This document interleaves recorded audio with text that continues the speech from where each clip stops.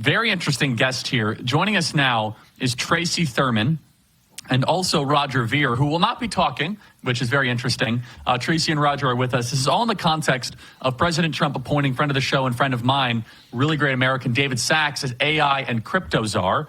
For those that don't know Roger, you can check out his website at freerogernow.com. That's freerogernow.com.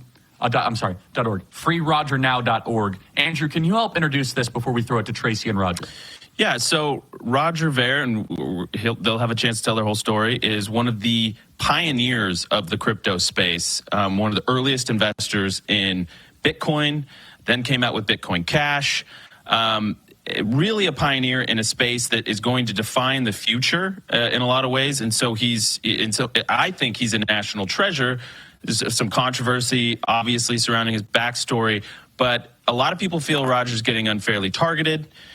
He's under investigation. They're trying to extradite him from Spain, I believe. He can clarify me if I'm wrong, or Tracy can. But essentially, the IRS has been on him. He's got a long history of saying, please pay all my taxes. Lawyers and accountants had to flee the country. And so it's a cautionary tale about when our government gets really aggressive, the IRS specifically. And so I'm excited to get into the details. Let's see if they can win me over to advocate him for a pardon. There we go. All right. With all that build-up, we have Tracy Thurman and Roger Ver. Welcome. Tracy, walk us through all of this here, and thanks for taking the time. Charlie and Andrew, it's such a pleasure to join you guys. Yes, I'm here with Roger, my friend, who is facing 109 years in prison for attempting to pay his taxes properly. As you can see, he cannot speak today. Anything he says can and will be used against him. And it's just simply too big a risk that the IRS will use anything that comes out of his mouth. The DOJ will use anything that comes out of his mouth against him. So I'm here today, and I'm going to tell you, I want to answer your questions in the way that I believe Roger would answer them if he could speak freely today. Okay, and well then walk us through the history here. So sorry, I know that you guys are overseas. Who is Roger? What is he accused of? And is there political bias against him because of his, let's just say, his passion for cryptocurrency? Yes, there's absolutely a bias against Roger. This really goes back 24 years when Roger faced charges after he criticized the IRS and the ATF. He criticized the ATF for what they had done in Waco, Texas, and the ATF became obsessed with targeting him personally. And so they played the game of find me the man, I'll show you the crime.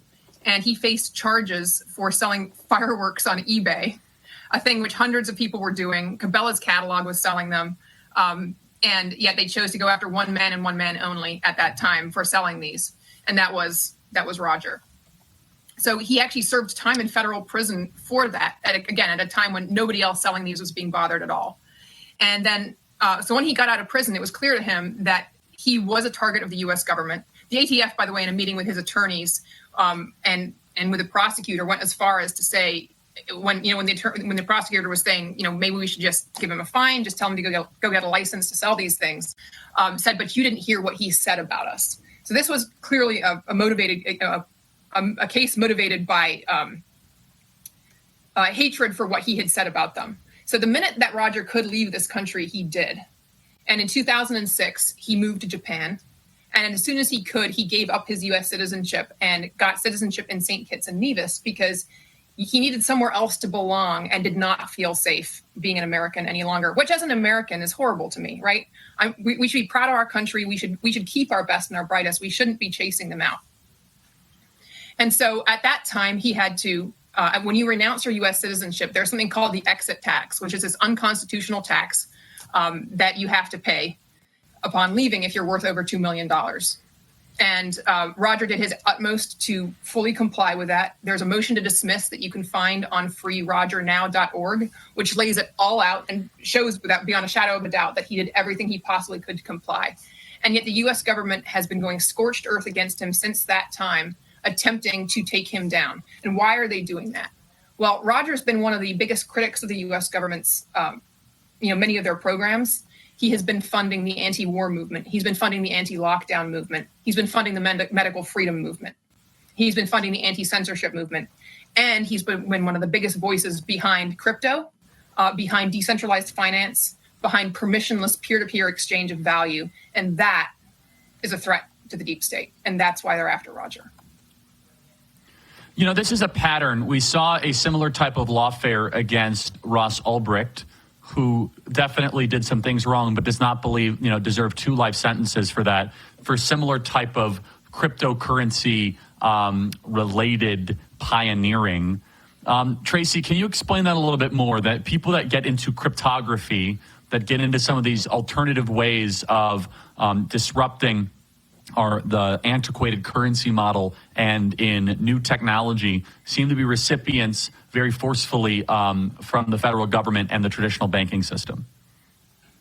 There is no greater threat to the traditional banking system than permissionless peer-to-peer decentralized exchange between individuals. There's simply no greater threat.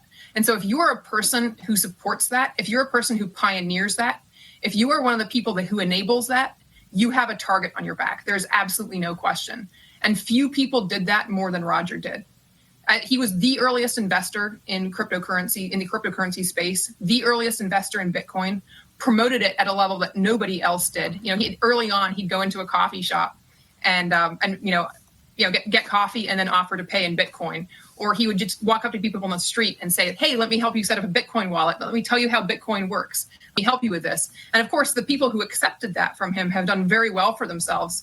If you started taking, if you got $10 worth of Bitcoin from Roger when it was $2 to $3 a Bitcoin, you've done very well. And this is why they hate him, because if you are a central banker, nothing terrifies you more than people being outside your control, outside the control of the Fed, outside of the control of the coming CBDC system.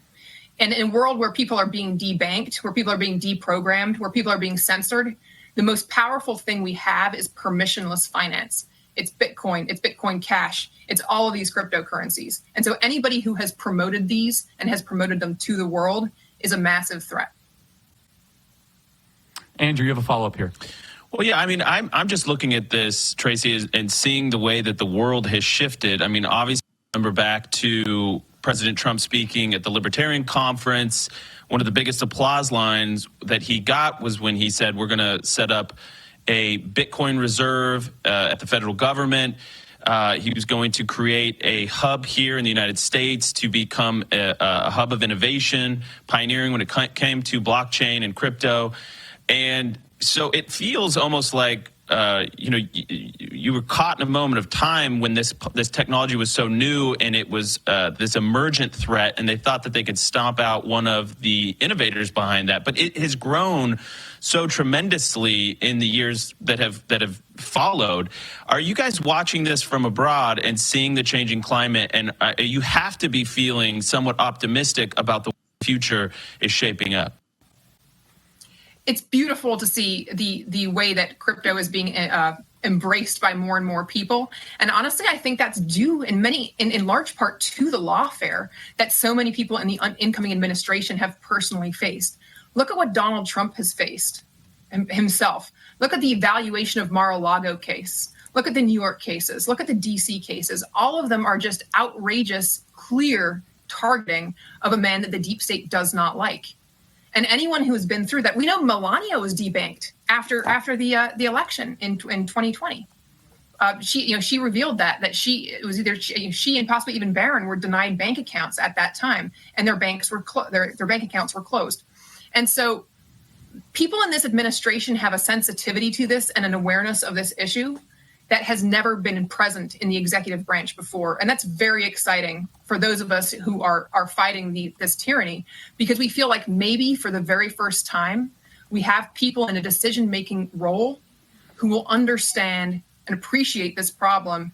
And maybe, we truly hope, will step up and not just pardon Ross on day one, but pardon Roger as well, or possibly the incoming DOJ will recognize what an atrocious case this is and dismiss the charges entirely.